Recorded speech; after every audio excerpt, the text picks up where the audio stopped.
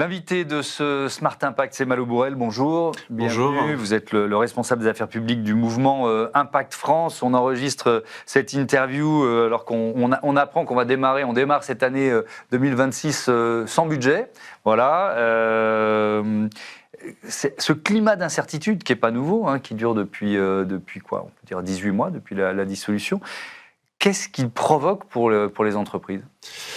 Effectivement, ça fait maintenant plusieurs mois qu'on est dans une situation d'instabilité politique au niveau français qui a des conséquences très concrètes sur les entreprises, sur les dirigeants d'entreprises.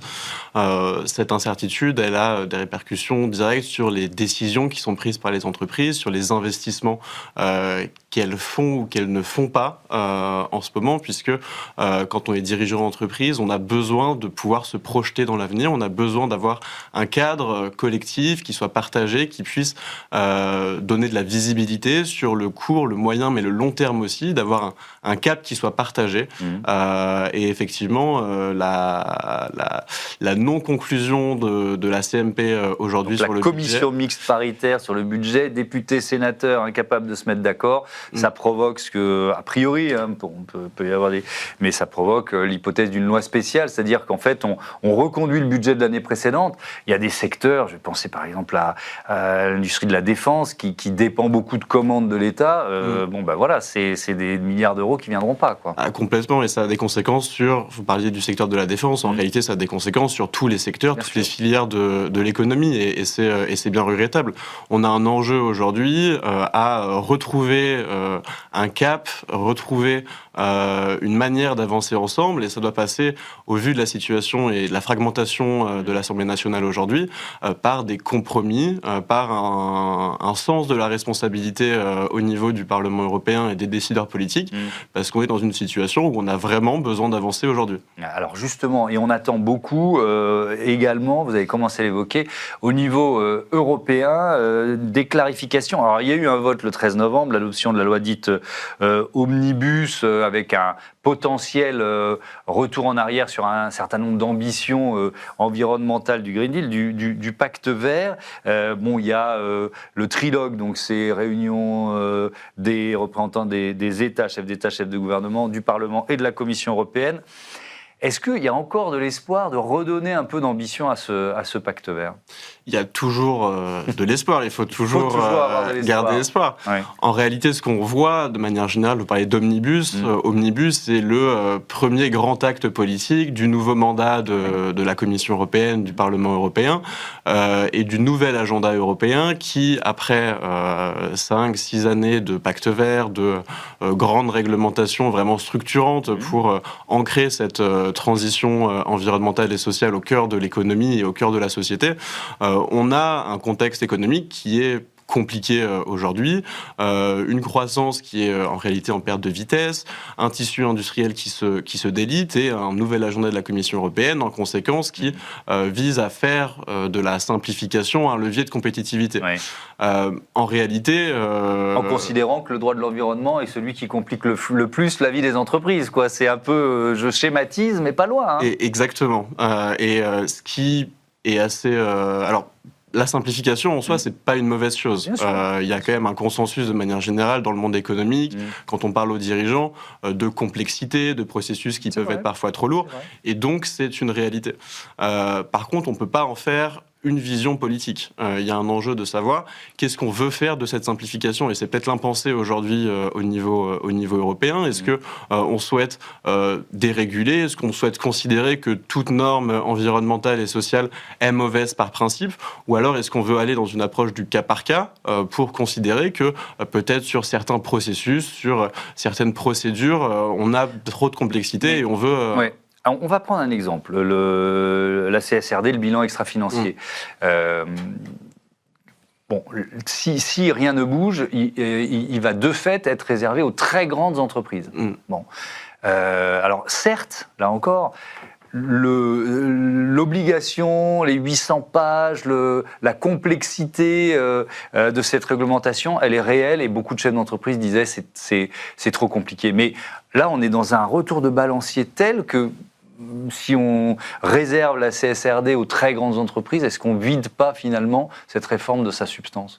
C'est effectivement une bonne question et je pense qu'il faut prendre la CSRD, prendre aussi le devoir de vigilance et voir ce qui a été fait. CS3D, ouais. Nous, depuis le début, on a alerté sur le fait que, bien sûr, il fallait aller vers un alignement, vers les réalités opérationnelles de ces réglementations. Il y et quand même certaines lourdeurs sur la CSRD, sur le devoir de vigilance, mais il ne fallait pas vider de sa substance, notamment les ambitions de ces réglementations.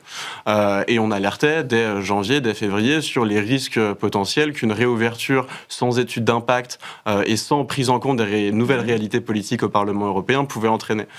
Et on voit le résultat aujourd'hui avec une nouvelle alliance au Parlement européen entre une partie des libéraux, la droite conservatrice et le PPE et les groupes d'extrême droite sur la CSRD, sur le devoir de vigilance et sur globalement une grande partie, on va voir ça aussi dans les semaines et les mois qui viennent, des textes qui ont des ambitions en matière de durabilité et de protection de l'environnement, qui a conduit véritablement à un affaiblissement stratégique de ces directives, qui sont des directives qui pourtant ont pour objectif de protéger nos entreprises, de les guider sur le chemin de la transition, de leur permettre d'avoir une grille de lecture commune pour mieux anticiper les risques, pour mieux piloter leurs activités. Donc effectivement, on voit qu'il y a pas mal de choses qui n'ont pas été prises en compte au moment de la réouverture totale et on voit aujourd'hui le résultat avec cet accord définitif qui a été validé par le Parlement européen il y a quelques jours maintenant. Oui.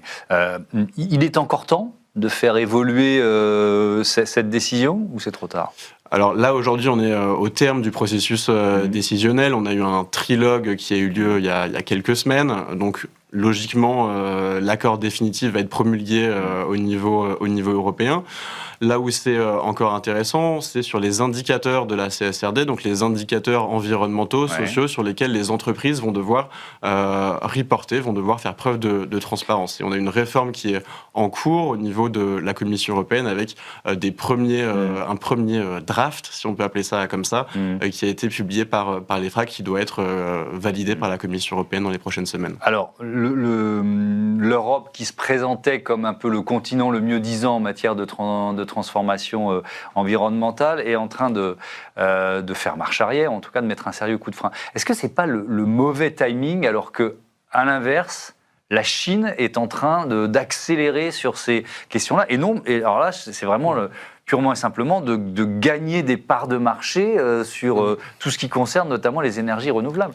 C'est sûr, et c'est encore une fois, et on peut le déplorer, le choix globalement du court terme qui a été fait et qui est fait depuis quelques semaines au niveau européen, au niveau français aussi en réalité.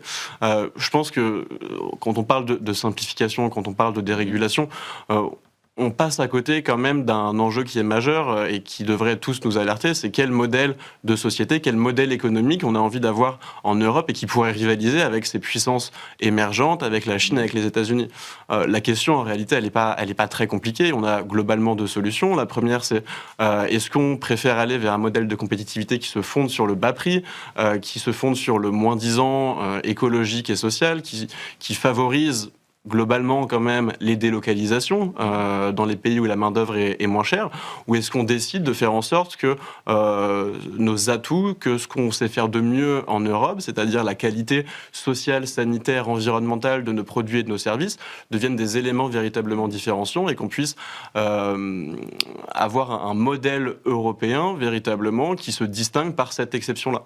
Et aujourd'hui, on est dans un entre-deux, on est vraiment au milieu du gué et on tend plutôt à aller vers cette première option plutôt que la seconde. Oui, parce qu'on a l'impression que finalement, ce sont plutôt les chefs d'entreprise qui disent attention, à force de nous imposer des réglementations, notamment des réglementations environnementales, vous allez nous affaiblir à un point tel que l'économie européenne va disparaître au profit d'autres puissances mondiales. Vous portez une voix dissonante, d'une certaine façon, mais est-ce que ce n'est pas une voix minoritaire au sein des chefs d'entreprise en France ? Je ne sais pas si c'est une voix minoritaire. sécuritaire dans la mesure où une norme environnementale et sociale, si elle n'apporte pas un gain de compétitivité, si elle n'apporte pas de la protection supplémentaire, notamment pour nos PME qui sont quand même confrontées à une concurrence assez déloyale de la part de concurrents extra-européens, effectivement, ça pose un problème. Nous, ce qu'on dit, c'est que justement, la transition, l'impact, l'engagement des entreprises et nos standards socio-environnementaux, ça doit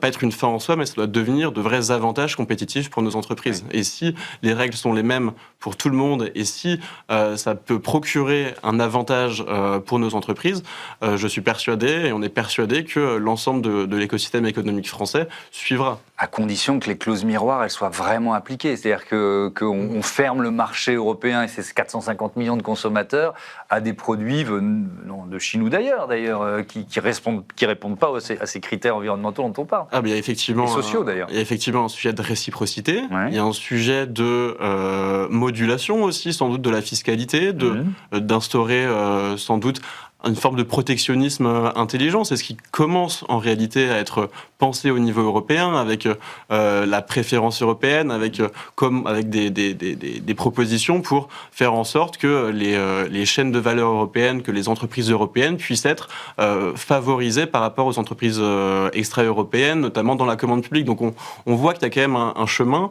on voit qu'il y a de plus en plus un consensus quand même politique sur ces sujets-là. On l'a vu en France sur la loi Fast Fashion, où on a eu un consensus entre tous les partis du Parlement français sur la volonté d'instaurer un mécanisme de bonus-malus pour faire en sorte que on puisse sans doute pénaliser Chine et Temu et faire en sorte que cet argent qui soit récupéré puisse aller dans les poches et puisse soutenir l'industrie française, puisse soutenir le Made in France et le Made in Europe. Donc on voit qu'il y a quand même un chemin qui peut créer du consensus. Merci beaucoup Malo Borel et à bientôt sur Be Smart for Change. On passe tout de suite à notre débat, le secteur des télécoms en question.